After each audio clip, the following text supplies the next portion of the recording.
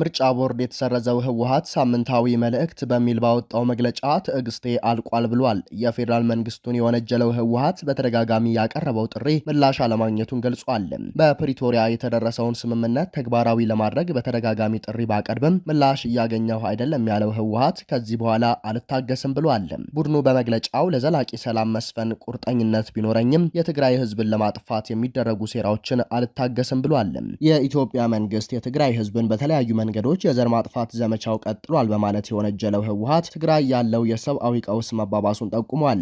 ለዚህም አስታኮ ማስጠንቀቂያ አዘል መግለጫ ያወጣበትን የህጻስ ተፈናቃዮችን ረሃብ ያነሳ ሲሆን የፕሪቶሪያው ስምምነት ባለመተግበሩ ትግራይ ተደራራቢ ቀውስ እያስተናገደች ነው ብሏል። ይሁን እንጂ ትግራይ ለገጠማት ቀውስ የፌዴራል መንግስቱን ተጠያቂ የሚያደርገው ራሱ ህወሓት ተፈናቃዮች የፖለቲካ መያዣ በማድረግ ይወነጅላል። ከህወሓት በተቃራኒ የቆሙ በርካታ የትግራይ ፖለቲካ ኃይሎች ተፈናቃዮች ለችግር የተጋለጡት ሰብአዊነትና ፖለቲካ በመቀላቀሉ ነው ይላሉ። ዓለም አቀፉ ማህበረሰብ በትግራይ ህዝብ ላይ የተፈጸመ ነው ያለውን የዘር ማጥፋት ወንጀል ለመከላከል ጥረት እያደረገ መሆኑንም አመልክቷል። ህወሓት በመግለጫው ዓለም አቀፉ ማህበረሰብ ተገቢውን እርምጃ መውሰድ አለበት ያለ ሲሆን ትዕግስትም ልካለው በማለት አሳስበዋል። በተያያዘ መረጃ ሳልሳይ ወያኔ ትግራይ ተፈናቃዮች ወደ ቀያቸው እስኪመለሱና የግዛት አንድነት እስኪረጋገጥ ድረስ ምርጫ እንዲራዘም ጠይቋል። ሳልሳይ ወያኔ ትግራይ ሳውት በትግራይ ክልል ተአማኒ ምርጫ ለማካሄድ የሚያስፈልጉ አነስተኛ የፖለቲካና የጸጥታ ሁኔታዎች ባለመሟላታቸው ምርጫው እንዲራዘም ጥሪ አቅርበዋል። የሳውት ሊቀመንበር አቶ ክንፈ ሀዱሽ ቅዳሜ ዕለት በሰጡት ጋዜጣዊ መግለጫ ተፈናቃዮች ወደ ቤታቸው እስኪመለሱና የክልሉ የግዛት አንድነት እስኪረጋገጥ ድረስ የምርጫው ጊዜ መራዘም እንዳለበት ተናግረዋል። ክልሉ እየተባባሰ በመጣው የፖለቲካና የጸጥታ ቀውስ ምክንያት ከባድ የህልውና አደጋ ተጋርጦበታል ያሉት አቶ ክንፈ ስልጣንን ለመያዝ ወይም ለማቆየት በትጥቅ ኃይል ላይ የሚደገፉ የፖለቲካ ኃይሎች ክልሉን ወደ አለመረጋጋት እየገፉት መሆኑን አስጠንቅቀዋል። በአሁኑ ወቅት በስልጣን ላይ ያለው በመሳሪያ የሚመራ የፖለቲካ ኃይል ነው ያሉት ሊቀመንበሩ ገዢው ኃይል ራሱ በወታደራዊ መፈንቅለ መንግስት የመጣ መሆኑንና ሌሎች የፖለቲካ ተዋናዮችም አለመግባባቶቻቸውን በወታደራዊ መንገድ ለመፍታት መሞከራቸው መፍትሄ እንደማያመጣ ገልጸዋል። በተጨማሪም በወታደራዊ አዛዦች የሚመራ የመንግስት መዋቅር ለክልሉ ደህንነትም ሆነ ተአማኒነት ላለው ምርጫ ተስፋ ከፍተኛ ስጋት እንደሚፈጠር አስጠንቅቀዋል። እንዲህ አይነቱ መዋቅር ለነጻና ፍትሃዊ የምርጫ ሂደት የሚያስፈልገውን ምህዳር ያዳክማል ብለዋል። የኢትዮጵያ ብሔራዊ ምርጫ ቦርድ በበኩሉ የትግራይ ክልልን ጨምሮ በሁሉም የአገሪቱ ክልሎች መጪውን 7ኛ ጠቅላላ ምርጫ ለማካሄድ ዝግጅት እየተደረገ መሆኑን ገልጸዋል። የአፍሪካ የሰብአዊና የህዝቦች መብት ኮሚሽን ኤሲኤችፒአር የኤርትራ መንግስት በቀይ ባህር አፋር ተወላጆች ላይ ፈጽሞታል በተባለው ከፍተኛ የሰብአዊ መብት ጥሰት ዙሪያ ምላሽ እንዲሰጥ ትዕዛዝ ማስተላለፉን የቀይ ባህር አፋር ዲሞክራሲያዊ ድርጅት አርኤስኤዲኦ አስታወቀ። ድርጅቱ ዲሴምበር 22 ቀን 2025 ባወጣው መግለጫ እንዳመለከተው ኮሚሽኑ የቀረበለትን አቤቱታ በይፋ በመቀበል የኤርትራ መንግስት በኮሚሽኑ ደንብ መሰረት በ60 ቀናት ውስጥ ምላሽ እንዲሰጥ አዟል። ክሱ የሚያጠነጥነው በደላንኪያ አካባቢ በሚኖሩ የአፋር ተወላጆች ላይ ለዓመታት ተፈጽሟል በተባለው የመብት ጥሰት ላይ ሲሆን ይህ የጅምላ መፈናቀል፣ ስልታዊ ግድያዎች፣ የግዳጅ መሰወርና የአያት ቅድመ አያት መሬትን በኃይል መቀማት ያካተተ መሆኑ ተገልጿል። የቀይ ባህር አፋር ዲሞክራሲያዊ ድርጅት የኮሚሽኑ ውሳኔ ታሪካዊና ለፍትህ የሚደረገው ትግል ወሳኝ ምዕራፍ ሲል አድንቆታል። በተያያዘ ቀጠናዊ መረጃ ቱርክ በሶማሊያ ያላት ወታደራዊ ኢኮኖሚያዊና የተፈጥሮ ሀብት ቁጥጥር ከጊዜ ወደ ጊዜ እየሰፋ መምጣቱ ግንኙነቱን ዘመናዊ ሞግዚትነት ያስብለዋል ሲል የዘሃበሻ የተመለከተው የፖለቲካና የኢኮኖሚ ትንታኔ አመላከተ። ሳሚያ መሐመድ የተባሉ ተመራማሪ ባወጡትና የሁለቱን ሀገራት ግንኙነት በሚተነትነው በዚህ ጽሑፍ ላይ እንደተገለጸው እንደ አውሮፓውያን አቆጣጠር በ2011 በሰብአዊ እርዳታ የጀመረው የቱርክ ጣልቃ ገብነት አሁን ላይ የአገሪቱን ቁልፍ መሰረተ ልማቶች፣ የጸጥታ መዋቅርና የተፈጥሮ ሀብት ወደ መቆጣጠር ተሻግሯል። ትንታኔው እንደሚያሳየው የቱርክ ኩባንያዎች የሞቃዲሾ ወደብንና የአዴን አዴ ዓለም አቀፍ ኤርፖርትን በረጅም ጊዜ ኮንትራት እያስተዳደሩ ይገኛሉ። እነዚህ ስምምነቶች ግልጽነት የጎደላቸውና የሶማሊያ መንግስት ገቢ በእጅጉ የቀነሱ መሆናቸው ተገልጿል። ለአብነትም ከወደብ ይገኝ የነበረው የመንግስት ገቢ ድርሻ ከ55% ወደ 16% ዝቅ ማለቱ በጥናት መረጋገጡ ተጠቅሷል። እነዚህ ስምምነቶች ብዙውን ጊዜ ያለ ፓርላማ ይሁንታ የሚፈጸሙ መሆናቸውንም በትንታኔው ተችቷል። በወታደራዊው ዘርፍ ቱርክ በሶማሊያ ካምፕ ቱርኩሶም የተሰኘው የውጭ ሀገር ወታደራዊ ማሰልጠኛዋን በመክፈት ከ15000 ሺህ በላይ ወታደሮችን አሰልጥናለች። በተጨማሪም የአየር ኃይልና የባህር ኃይል ድጋፍ በመስጠት የሶማሊያን ደህንነት በእጅጉ የተቆጣጠረች ሲሆን ይህም ሶማሊያ ያለ ቱርክ ድጋፍ መቀጠል የማትችልበት የጥገኝነት ሁኔታ እንደተፈጠረ ተመላክቷል። በጣም አነጋጋሪው ጉዳይ የተፈጥሮ ሀብት ብዝበዛ ሲሆን ቱርክ በ2024 እና በ2025 በፈረመቻቸው ስምምነቶች የነዳጅና የጋዝ ፍለጋ መብቶችን አግኝታለች። በተለይም በዲሴምበር 2025 የተፈረመው የአሳ ሀብት ስምምነት ሶም ቱርክ በተሰኘው ኩባንያ የሶማሊያን የአሳ ሀብት የመቆጣጠር ፈቃድ መስጠትና የመቆጣጠር ሙሉ ስልጣን ሰጥቶታል።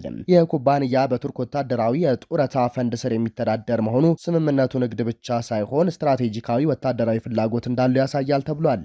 የቱርክ ሁለንተናዊ ቁጥጥር የሶማሊያን ፌዴራል መንግስት እንደ ፑንትላንድና ጁባላንድ ያሉ እያገለገለና ሀገሪቱን ለውጭ ብዝበዛ እያጋለጠ መሆኑን ጽሑፉ ያትታል። ምንም እንኳን የሁለቱ ሀገራት ባለስልጣናት ግንኙነቱን የጋራ ተጠቃሚነት ቢሉትም በተግባር ግን አንዱ ወገን ወይም ቱርክ የሌላውን የሶማሊያ ኢኮኖሚና ደህንነት ጠፍንጎ የያዘበት ሁኔታ መፈጠሩን ከትንታኔው ላይ ያስነብባል። በኢትዮጵያ ኦርቶዶክስ ተዋሕዶ ቤተ ክርስቲያን ወቅታዊ ሁኔታና የኢትዮጵያ ሕገ መንግስት ማሻሻያ ላይ ያተኮረ ውይይት በአሜሪካ ሕግ አውጪ ምክር ቤት ኮንግረስ ውስጥ መካሄዱ ተገለጸ። የኢትዮጵያ አሜሪካ የሲቪክ ድርጅቶች ጥምረት የጠራው ይህ ስብሰባ በተመለከተ የጥምረቱ ሊቀመንበር አቶ መስፍን መኮንን ለዶቼ ቬለ እንዳስታወቁት በውይይቱ ላይ በቅርቡ ኢትዮጵያን በተመለከተ ለአሜሪካ ሕግ አውጪ ምክር ቤት በቀረበው የውሳኔ ሰነድ ላይ የምክር ቤቱ ተጠሪዎችና የውጭ ጉዳይ ሚኒስቴር ከፍተኛ ባለስልጣናት ጋር ተወያይተዋል። ኢትዮጵያን በተመለከተ ለአሜሪካ ኮንግረስ የቀረበው የውሳኔ ሰነድ ረቂቁ የሪፐብሊካን ፓርቲው አባል የሆኑት የጆርጂያ ሀገረ ግዛት እንደራሴ በሪ ካርተር እና የደቡብ ካሮላይና ተመራጩ ጆ ዊልሰን ናቸው። የውሳኔው ሰነድ ይህ ሰነድ በዋናነት በኢትዮጵያ ኦርቶዶክስ ተዋሕዶ ቤተክርስቲያንና ሌሎች የሃይማኖት ተቋማት አማኞችና ሌሎች ዜጎች ላይ ይደርሳል የተባለን መጠነ ሰፊ እስር በማጋለጥ የኢትዮጵያ መንግስት በሰብአዊ መብት ጥሰት እንዲጠየቅ የሚያደርግ ነው ተብሏል። እንደ ጎርጎሮሳዊው ጊዜ አቆጣጠር አርብ ታህሳስ 19 ቀን 2025 ዓ.ም በአሜሪካ ኮንግረስ ውስጥ የተካሄደው ስብሰባ በዚሁ የውሳኔ ሰነድ ላይ ትኩረት አድርጎ መምከሩን አቶ መስፍን ተናግረዋል። ይህ ውሳኔ እንግዲህ የኢትዮጵያ መንግስት በአማራ ክልል ጦርነት እያካሄደ ሲሆን በኦሮሚያ፣ አፋር፣ ትግራይ፣ ኦጋደንና በሌሎች አካባቢዎች ውስጥ የሚቀጥል ግጭት፣ የህይወት መጥፋት፣ ሰፊ የንብረት ውድመት፣ የክልል መረጋጋት መበላሸት፣ የብሔርና የሃይማኖት ግጭቶችና መባባስና የግጭት የተነሳ ረሃብና ሰፊ መፈናቀል መጨመር እየተፈጠረ መሆኑን ይጠቅሳል። የውሳኔ ሰነዱ ግሎባል ማግኒስቲ የተባለውና የሰብአዊ መብት ረገጣ ፈጽሟል በሚባሉ ባለስልጣናት ላይ የጉዞና የቪዛ ክልከላ ተግባራዊ እንዲሆን ይጠይቃል። አቶ መስፍን እንዳሉት በአርሲና በሌሎች አካባቢዎች በክርስቲያኖች ላይ ይደርሳል ያሉት ግድያ፣ መፈናቀልና ግፍ በተመለከተ የሃይማኖት አባቶች በምክር ቤት ቀርበው አስረድተዋል።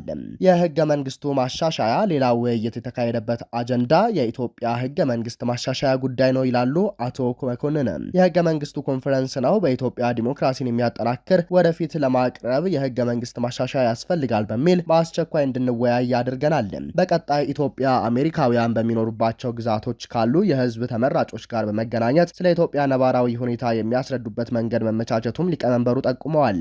በየስቴቱ አቀነባብሮ በየኮሚቴውና ከኮንግረስና ሴኔት ተወካዮች ጋር በመደወል ደብዳቤ በመጻጻፍ ያንን ተከትለው በእዛ ላይ በየግዛቱ እያስረዱ የኢትዮጵያን ጉዳይ ያንን ደብዳቤ ተከትለው ጽፈው ዘመቻ ማድረግ፣ በእዛ ላይ ደግሞ ስልክ በመደወል አንዳንዴ ደግሞ ቢሮቸው እየሄዱና ከሴንተርና ከሰራተኞቻቸው መገናኘትም ያስፈልጋል። በፖለቲካው ጉዳዩ ላይ አስተያየት የጠየቅናቸው የፖለቲካው ተንታኝ አቶ አያና ፈይሳ ኢትዮጵያ አሜሪካውያኑ የማያደርጉት እንቅስቃሴ የተጋነነ የፖለቲካ ፕሮፓጋንዳ ያለበት ዘመቻ አካል አድርገው ነው የሚያዩት። እነ በዲ ካርተርና ጁዌልሰን የመሳሰሉ የአሜሪካ ተወካዮች ይዘው ውሳኔ 937 የሚባለው አሁን በቅርብ ጊዜ ገብቷል። እነሱ ደግሞ ጅምላ ግድያ የሚለውን የተጋነነውን የፖለቲካ ፕሮፓጋንዳ ያለበት ዘመቻ የሚያደርግ አካል አለ። መሬት ላይ በትጥቅ የሚዋጋ አለ። በተለያዩ መዋቅሮች ውስጥ በገንዘብ፣ በዲፕሎማሲ፣ በራሱ በመንግስት መዋቅር ውስጥ ያለና ይሄ ሰፊ ክንዶች ያሉት በአጠቃላይ ኢትዮጵያን ተመልሰን የብሔር ማንነቶችን ህብረ ብሔራዊነትን አሁን ካለንበት ህገ መንግስት የሚያጎናጽፈው ወደ ኋላ እንዲመለስ አድርገን አንድ ማንነት፣ አንድ ቋንቋ ላይ ያተኮረ ኢትዮጵያ መልሶ መገንባት አለባት የሚባለው እሳቤ እንቅስቃሴ አካል አድርጌ ነው የማየው። የኢትዮጵያ ህገ መንግስት ማሻሻል የሚችሉት የኢትዮጵያ ውስጥ ያለው ማህበረሰብና መርጦ የሚያስቀምጠው አካል መሆኑን ያመለከቱት አቶ አያና የአሜሪካ መንግስት ቢስማማ ቢስማማም የኢትዮጵያ ብሔር ብሔረሰቦች ህልውና ሊወስን እንደማይችል አብራርተዋል።